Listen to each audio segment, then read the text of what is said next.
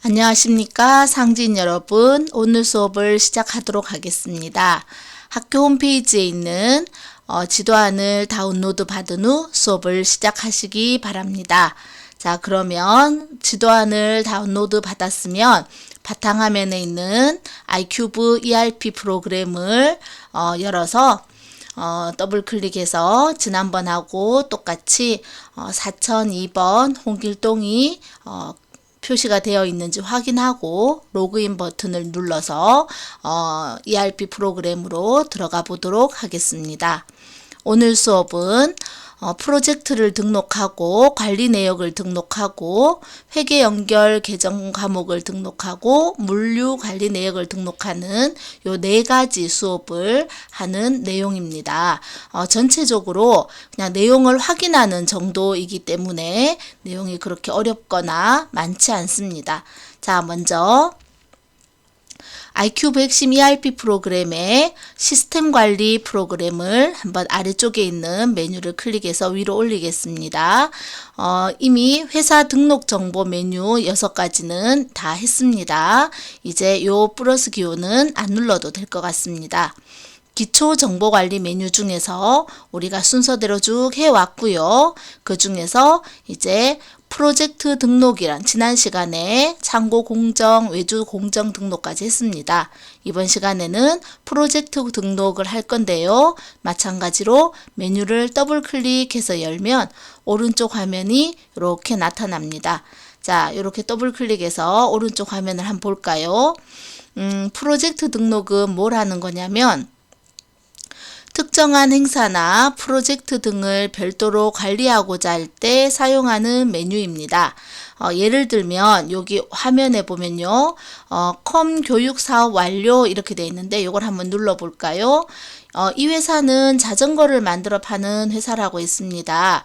그래서 교육 사업으로 자전거를 만들어 팔 때 특별히 이런 프로젝트로 자전거를 만들면 자전거 가격을 다르게 혹은 자전거 모양을 다르게 만들어 팔 수 있습니다. 여기에 특별 할인 판매 이렇게 누르면 2018년 1월 1일에서 2018년 12월 31일까지 1년 동안은 특별 할인 판매 기간으로 자전거를 판 적이 있다. 이런 경우입니다. 여러분들 이렇게 전자제품 파는 곳에 가면 신학기 특별 할인 판매 이런 걸 본 적 있으시죠? 그런 식으로 회사에서는 프로젝트를 등록해서 물건을 판매하고 제조할 때 이 메뉴를 사용하는 겁니다. 자, 넘어가겠습니다. 이번에는 관리 내역 등록입니다. 하단에 있는 바로 밑에 있는 관리 내역 등록을 더블 클릭하겠습니다. 자, 관리 내역 등록 메뉴를 더블 클릭하면요. 이제 이건 어떤 경우인지 왼쪽에 설명 한번 볼까요?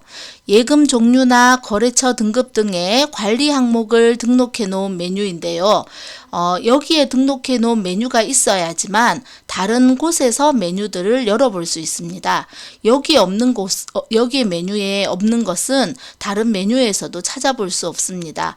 예를 들면 예금 종류를 클릭했을 때 오른쪽에 보통 예금, 당좌 예금 하고 이런 게 있기 때문에 나중에 회계 프로그램을 열면 이런 예금들이 눈에 보입니다. 필요하면 우리가 여기 하단에 10번 해서 추가로 뭘 해볼까요? 자유적금 이렇게 한번 쳐볼까요? 자유적금 하고 우리가 사용 이렇게 하고 엔터 치면 이 적금이 하나 더 들어갈 수 있습니다.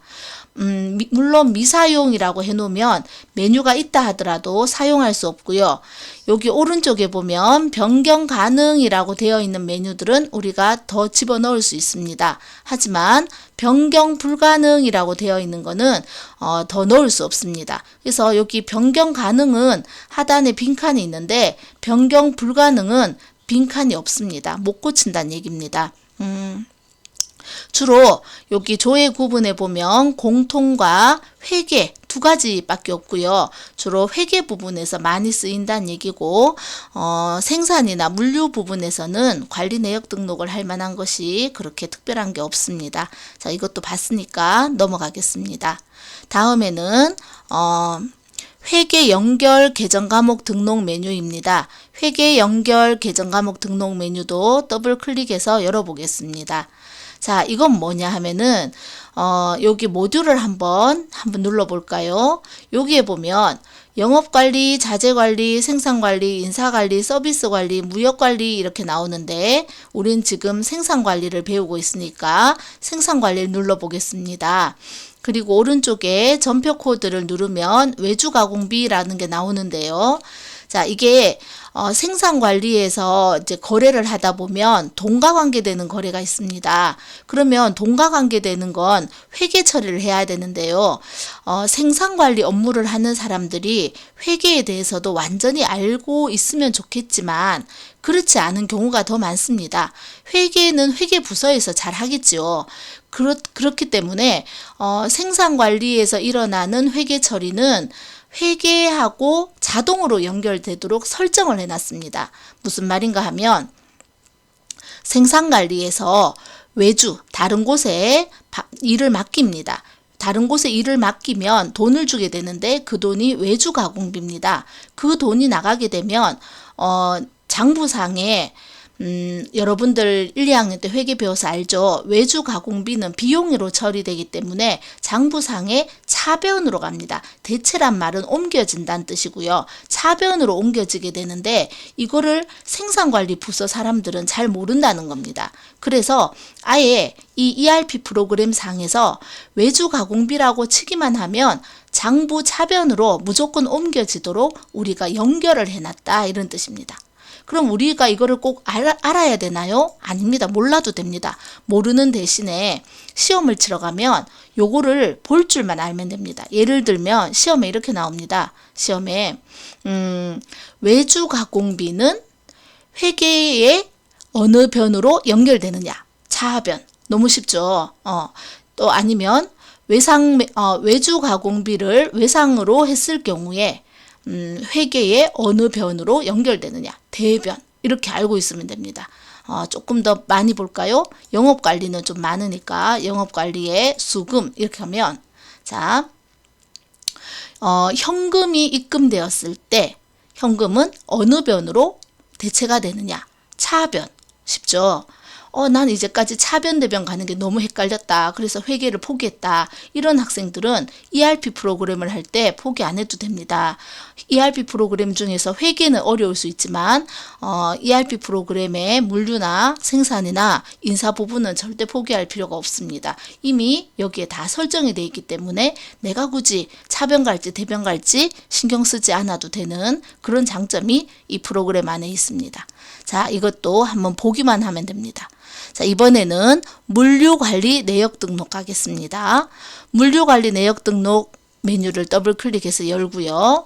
자, 이거는 여기 왼쪽에 설명을 볼까요?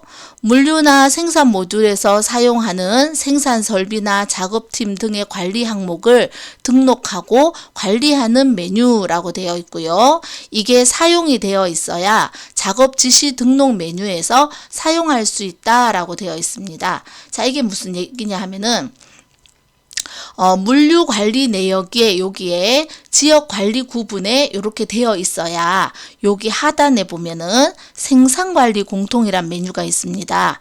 생산관리 공통에 생산관리라는 메뉴에 보면은 여기 작업 지시 등록이라는 메뉴가 있습니다.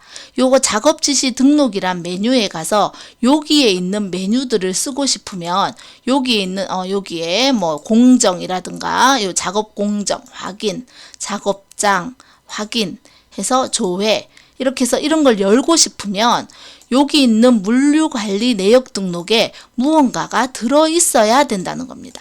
이게 설정이 안 돼 있으면 여기 생산관리 공통에 있는 요 메뉴를 쓸 수 없다 이런 뜻입니다.